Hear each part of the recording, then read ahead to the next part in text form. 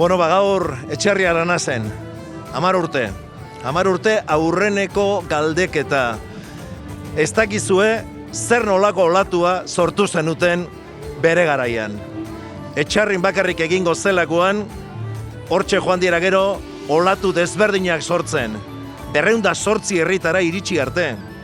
1 milioi bat uniberso horretara, boska emateko aukeran, hainbat herritar. Hoietarik 200.000 gorak boska emanda, 126, arro egoteko moduan. Eta bidean zenbat ikasi dugun.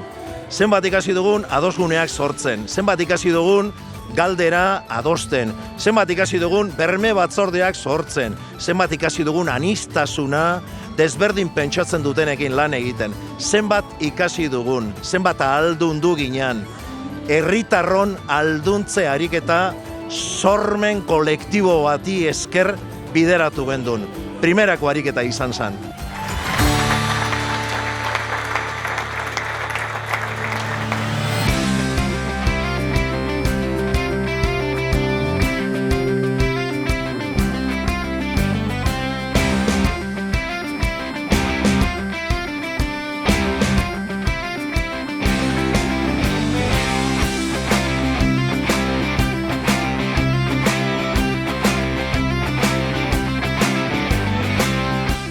Eta gaur Etxarrin gaude, baina ez nostalgia ariketa bat egiteko. Gaur Etxarrin gaude, jende guztiari eta euskal gizarteari izateko herri galdeketek ez dirala iragana. Herri galdeketak etorkizuna dira.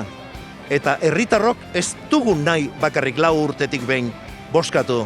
Herritarrok parte izan nahi dugu, gizarte baten eragile aktibo izan nahi dugu.